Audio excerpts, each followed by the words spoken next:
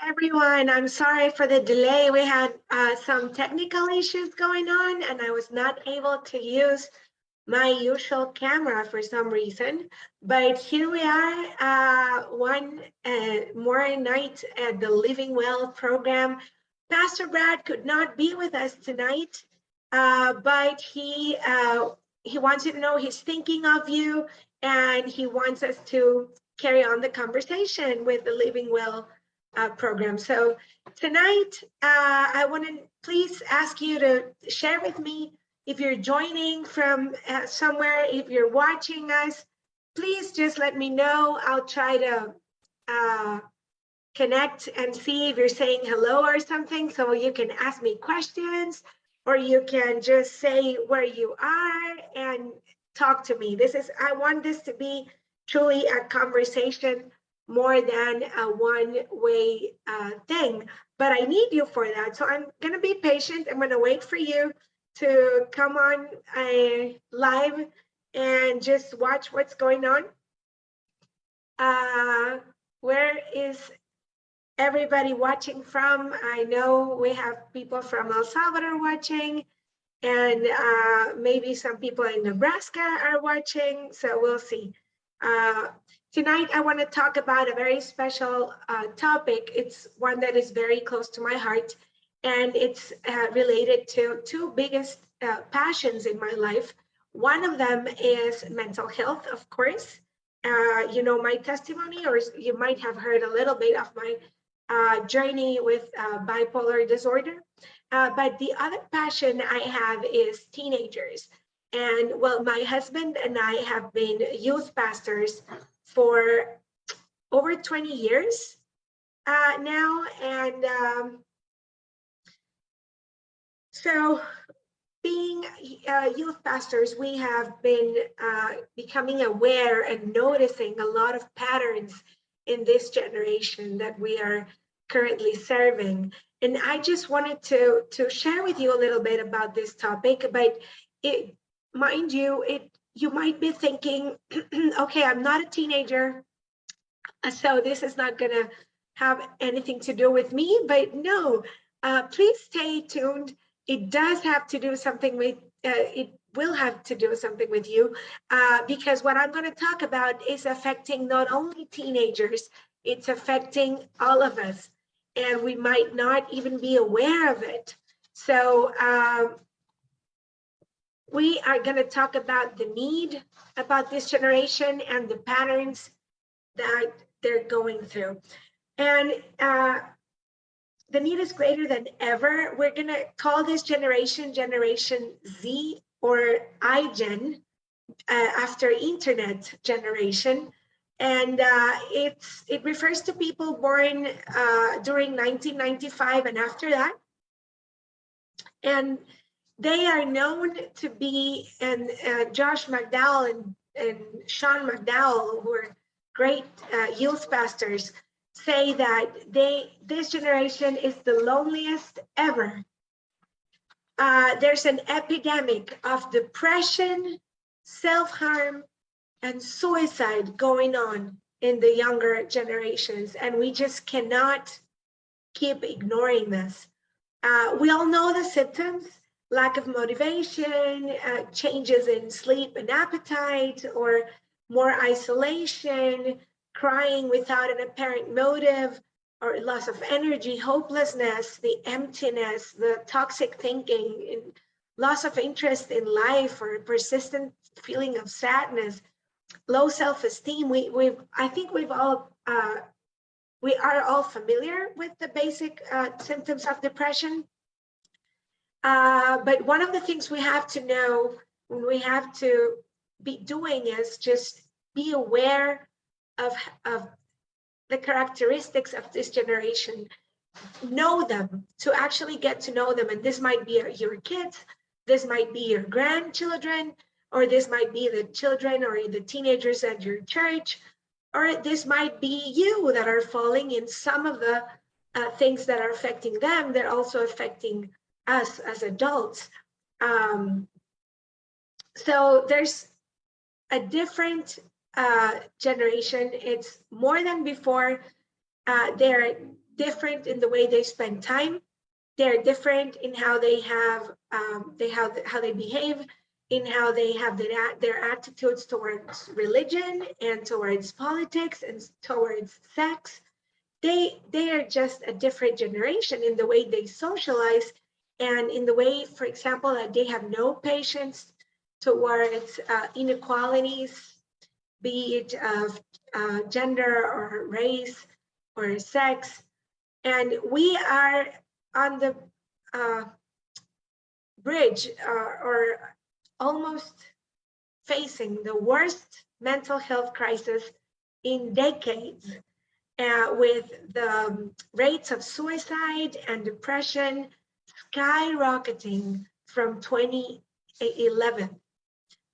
So it's been 11 years basically where this has been getting worse and worse and worse. But one of the things that is affecting this generation and that I was mentioning also affects us is how digital we are.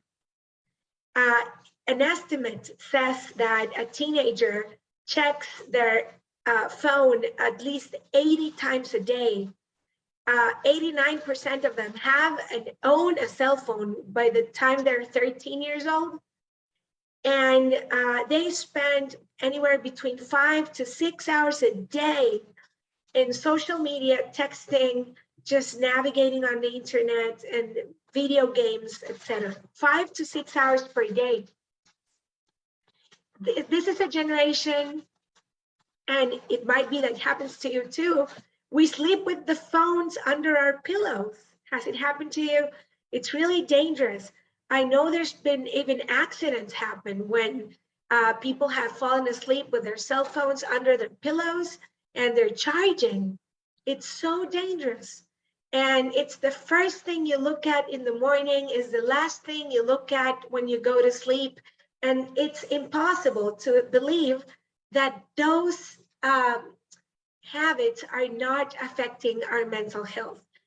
Okay, they are affecting our mental health. We are having, and this generation is having less personal interaction and more electronic communication every day more. And why does it matter? Well, there's evidence that shows that the more time on the screen that we spend, the less level of happiness, the less level of satisfaction, the less level of mental health, and the higher the level of loneliness.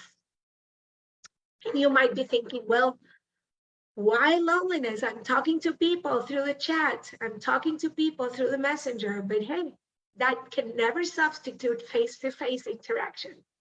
It just can't. And I am not against technology. We wouldn't be able to be connecting right now with you if it wasn't for technology. You know, I wouldn't have even come across Fresh Hope if it wasn't because they had an online group.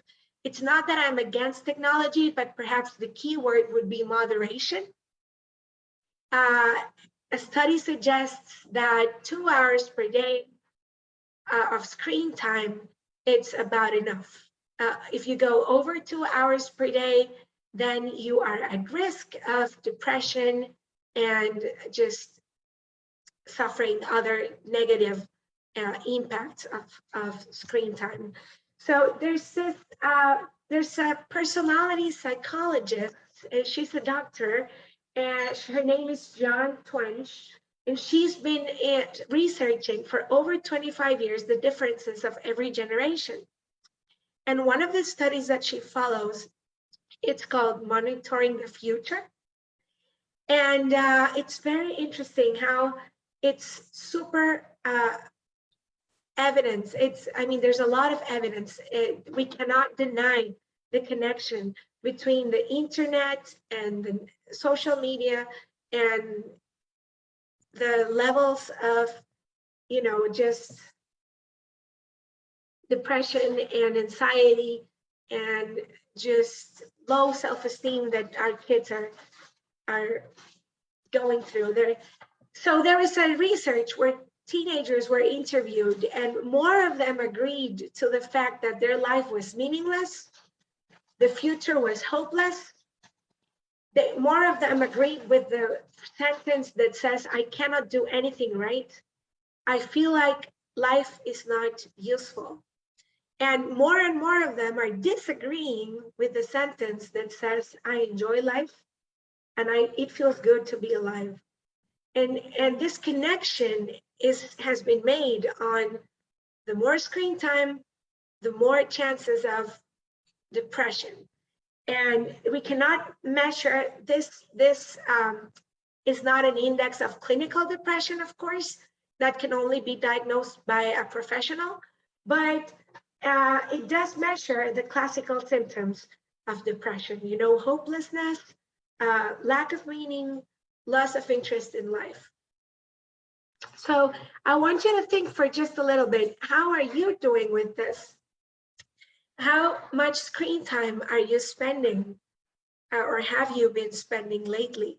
Maybe you're not a member of Generation Z or of, this current generation of teenagers and the youth we're seeing now, but we do have, our own addictions, or if you can call it that, or our own habits where we spend more time than we should with our screens and our social media and the like. So it's been proven that the more screen time, the higher the risk of depression. And the more sports and church and doing homework, the less the risk of depression. Let's just think about it for a while. When they're in the cyber world, they are facing cyberbullying, many of them. We currently have over 100 kids in our youth group here at church in El Salvador. And many of them testified that, they have received ugly comments on the internet. Why are you alive? Why don't you just, end it all? And just some very horrible things that go on in the cyber world. And they're constantly looking at standards that they think they'll never reach, so they feel inadequate, and they suffer from low self-esteem, a poor body image, not to mention how sleep deprived we all get when we are on our phones till late at night and we don't rest. And we all know how bad the impact of sleep deprivation is on our mental health. And so our teenagers are also under other influences. For instance, they're being influenced by Asian cultures and their emo urban culture that is, of course, just making it seem like it's fun to be depressed, or like it's fashion to be depressed and to be, have suicidal thoughts and self-harm, and all of these tendencies are all over the internet. We must be careful. We must teach them to filter out the content that they consume. I read that there's an agency in the United States that is researching the impact of TikTok, especially over teenagers, because they've had a significant rise in depression ever since this TikTok came to the hands of our teenagers. But you know what? We want to focus on the hope. This is a reality we can't deny. Social media is part of our lives now. Technology is, the internet is, and it has a lot of advantages.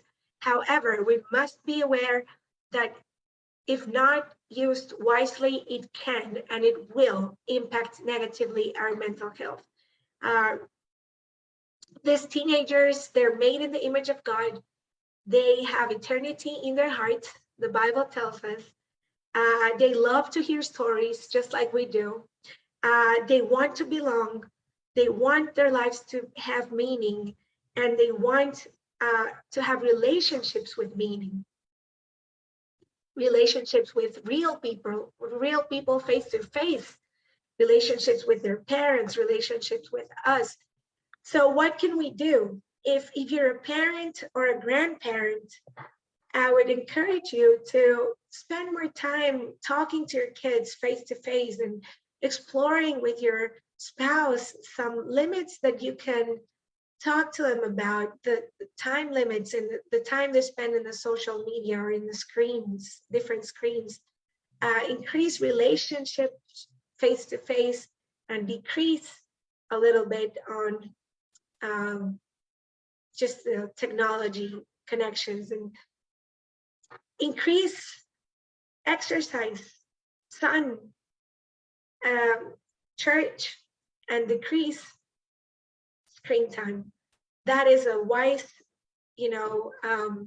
movement we can do when we hear all the statistics and all the studies. And because of the time, here I haven't even gone deeper into, the statistics, but they're very impactful. They are a reality that we're facing, and they're too much technology and 5 to 6 hours per day doing social media and video games and just exploring the internet is changing the way the brains work.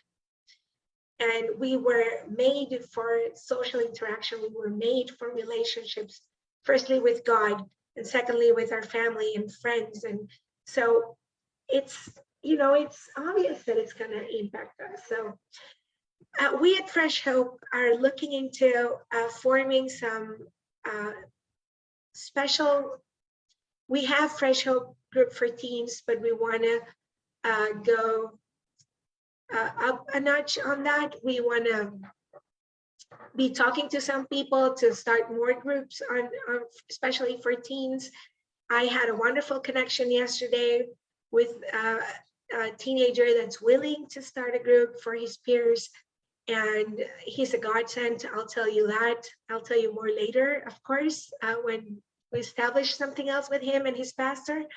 But it's looking good. We want to be a part of the solution, and we know that we're called to bring hope, and that is why we are talking about these topics. And we need to just be open and honest about what is affecting and what the reality is. And now with the pandemic and all, our kids ended up being at home with very speedy internet, doing their classes from home, many times with no parents supervising, because we've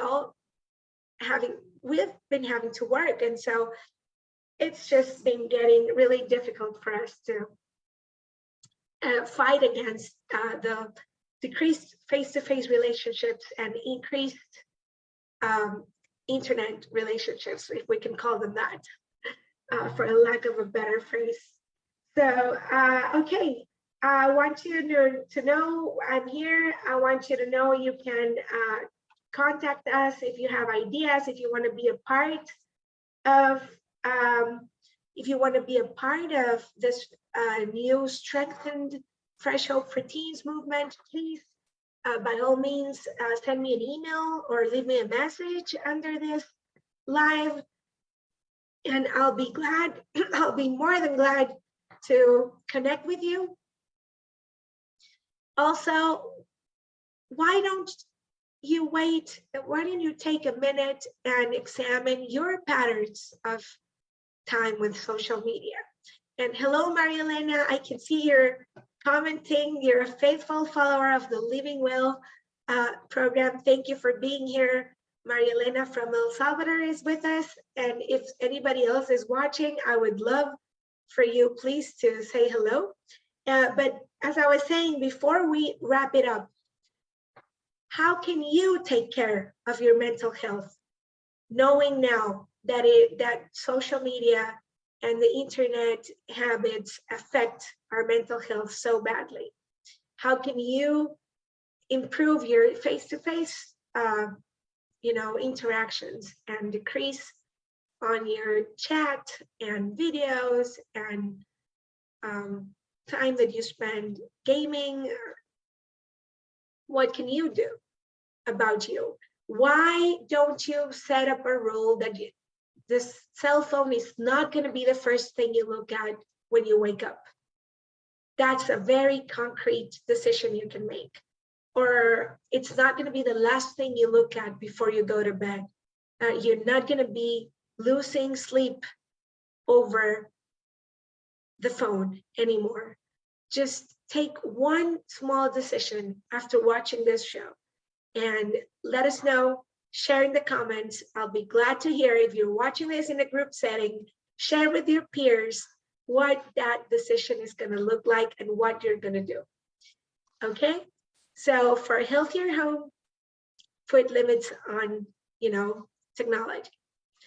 I am watching if there are any more comments or people saying hello. Let's see.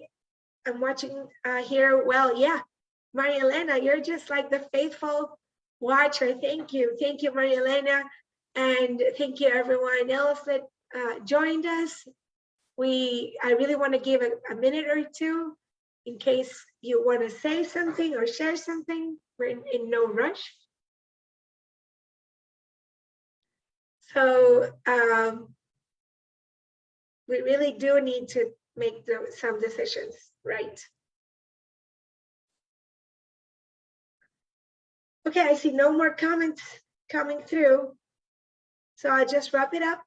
Thank you for watching. No matter if you see it live or you watch it later, we're glad you're here.